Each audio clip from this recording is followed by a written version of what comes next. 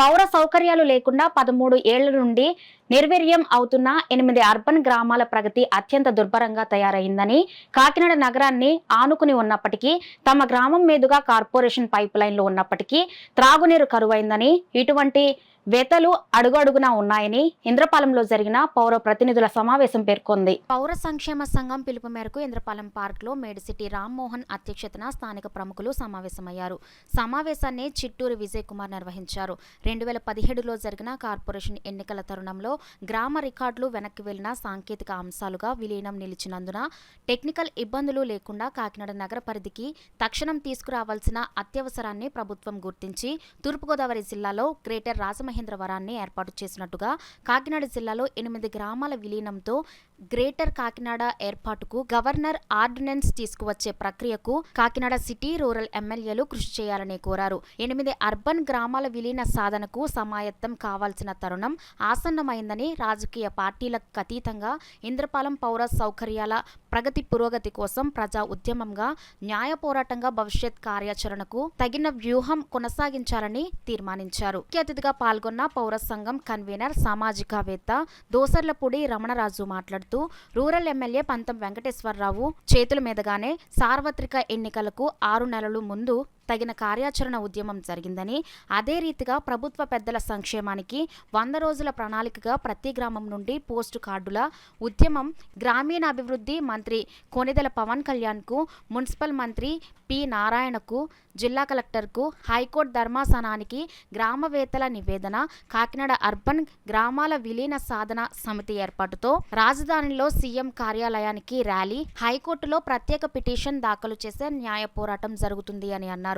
స్థానిక తెదేపా అధ్యక్షులు పండూరి జయకృష్ణ, జనసేన అధ్యక్షులు దొడ్డిపట్ల అప్పారావు, వైసీపీ అధ్యక్షులు పలివెల శ్రీనివాసరావు, జనసేన మండల నాయకులు గవర శ్రీరాములు, పంచాయతీ మాజీ ఉప సర్పంచ్ కామోజు నెహ్రూ, మాజీ సభ్యులు మరుకుర్తి నాగబాబు, అఖిలపక్షం కన్వీనర్ చింతపల్లి ఉదయ భాస్కర్, మన ఊరి మన బాధ్యత ప్రతినిధులు ఎస్ఎఫ్ఐ, డివైఎఫ్ఐ యువ నాయకులు వాసు, సోహిత్, వాసంశెట్టి చంద్రరావు, తిరుమలశెట్టి నాగేశ్వరరావు, చింతపల్లి అజయ్ కుమార్, తోరంగి వలసపాకల ప్రతినిధులు జోకా అప్పారావు, సలాది శ్రీనివాసబాబు, మేడిశెట్టి వెంకటరమణ, హమ్ ఆద్మీ పార్టీ నాయకులు నరాల శివ పాల్గొన్నారు. త్వరలో స్థానిక సాధన సమితి బృందం ఏర్పాటవుతుందని ప్రకటించారు.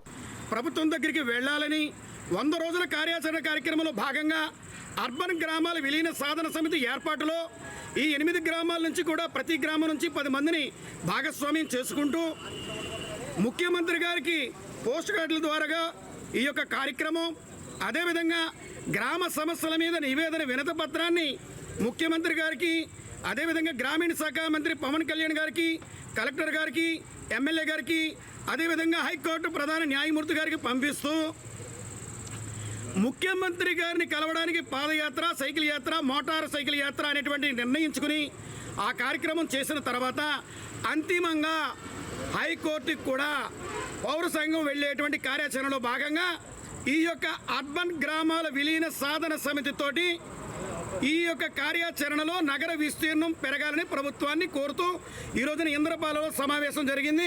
పెద్దలందరూ హాజరయ్యారు. మరోసారి సమావేశమయ్యి ఏకగ్రీవంగా ఈ కార్యాచరణలో పాల్గొనేటువంటి భూమిక వహిస్తామని వారందరూ కూడా చెప్పడం జరిగింది.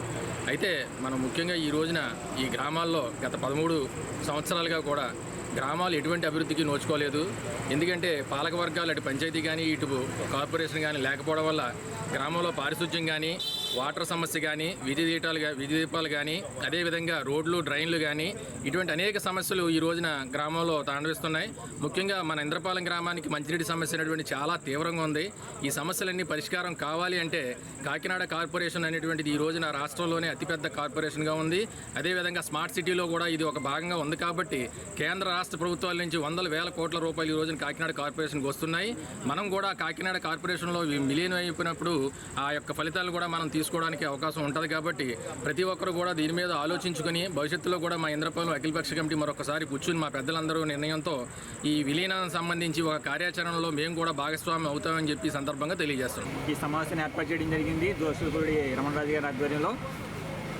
మా గ్రామం దాదాపుగా 13 సంవత్సరాల నుంచి అటు పంచాయతీ కాకుండా ఇటు కార్పొరేషన్ కాకుండా చాలా ఇబ్బందులు పడుతున్నాం.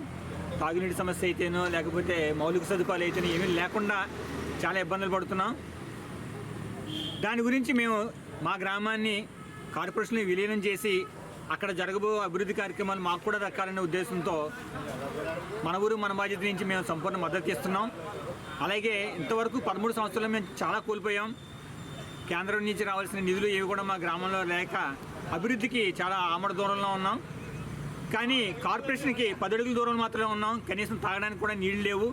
దాని గురించి మా సంస్థ తరపు నుంచి మా గ్రామాన్ని కార్పొరేషన్లో విలీనం చేయాలనే ఒక ప్రతిపాదనతో ఈ మీటింగ్లో మా అభిప్రాయం చెప్పడం జరిగింది. రాబో రోజుల్లో మా గ్రామ అఖిలపక్షంలో మా వాయిస్ కూడా వినిపించి దానిలో మేము కూడా భాగస్వాములు అవడానికి మేము సిద్ధంగా ఉన్నామని తెలియజేస్తూ నమస్కరిస్తున్నాం.